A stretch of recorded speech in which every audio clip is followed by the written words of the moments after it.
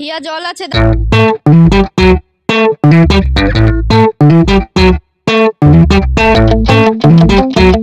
Hello everyone, welcome to another blog. তো এই ভিডিওটা অ্যাকচুয়ালি অনেক দিন পুরনো, তো আমার এতদিন আপলোড করা হয়নি, তাই ভাবলাম আজকে আপলোড করছি। তো আমরা ঘুরতে বেরিয়েছি, দেখে বুঝতেই পারছো।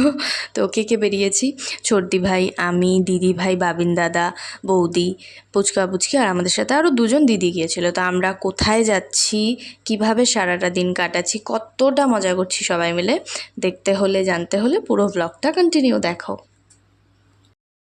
A few moments later. তো এখানে আমি আর ছোটদি ভাই ট্রেনের দরজার সামনে এসেছিলাম, ভেবেছিলাম একটু ফটো বা কিছু ভিডিও করব, কিন্তু ট্রেনের ঝাঁকুনিতে আমরা ফটো ঠিক মতো তুলতে পারিনি, ভিডিও করতে পারিনি।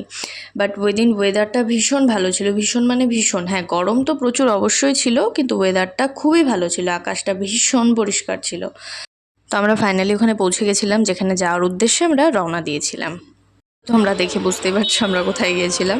তো হ্যাঁ, আমরা গিয়েছিলাম কোচবিহার। আমাদের অনেক দিন ধরে যাওয়ার ইচ্ছে ছিল, আর হুট করে আমাদের প্ল্যানটা হয়েছিল। তো সবাই কাজে কর্মে যে যার মতো ব্যস্ত থাকে, পুচকা পুচকিদেরও স্কুল থাকে, তো টাইমের জন্য আমরা একদম যেতে পারিনি। তো আমরা সেদিন গিয়েছিলাম, আর ওই দিন ওয়েদারটা ভীষণ ভালো ছিল, সত্যি আমি ওয়েদারটার কথা একদম ভুলবো না অবশ্যই। আর তার সাথে ছিল গরম, ফ্রি। তো আমরা ফাইনালি পৌঁছে গিয়েছিলাম কোচবিহার রাজবাড়িতে। তো সেখানে যাওয়ার জন্য ভেতরে আমাদের এই চেকিং করছিল, তারপর আমরা টিকিট কেটে ভেতরে ঢুকলাম।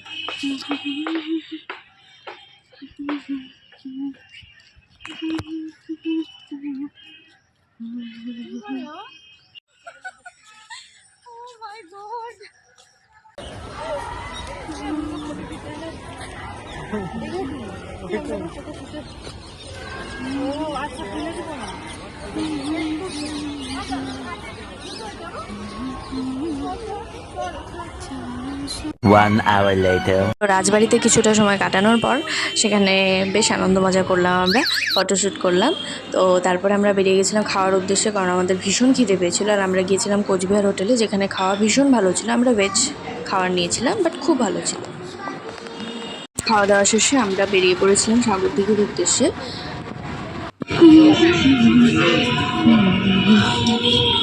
বাবা জল আছে।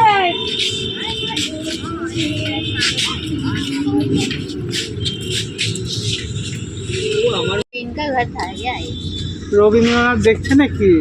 দিদিভাই এদিকে তাকা। হয়ে গেছে। সাগরদিঘিতে যখন আমরা যাচ্ছিলাম, তার যাওয়ার কিছুটা আগেই দেখেছিলাম একটা পার্ক ছিল। তো সেখানে পুচকিকে আমরা নিয়ে গেছিলাম, আমরাও গিয়েছিলাম একটু। তো দেখে পুরোনো কথা মনে পড়ে গেল, আমরা ওরকম ছোটোবেলায় পার্কে যেতাম, স্লাইড, স্লিপার এগুলো সব চড়তাম। এখন তো আর চড়তে পারি না, খুব কষ্ট হয়।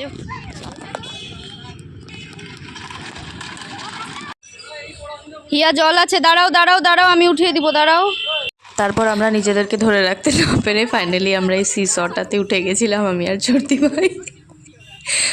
তো ভীষণ মজা করেছি আমরা, যাক কোনো কিছু তো চড়তে পারিনি, বাট সিসটাতে তো উঠেছি, এটুকুই আমাদের জন্য যথেষ্ট।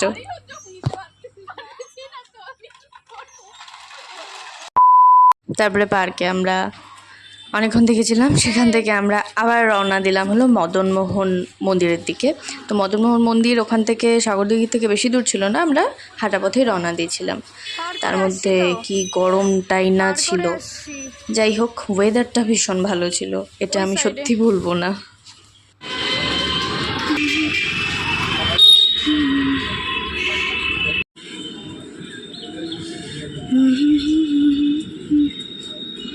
বাবা গো, পা পুড়ে যাচ্ছে।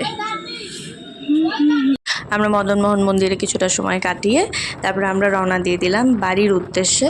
তো আমাদের তো দিনটা ভীষণ ভালো কাটলো, সবাই মিলে ভীষণ আনন্দ মজা করলাম। তো সবাই মিলে এরকম ঘুরতে বেরোলে ভালোই লাগে।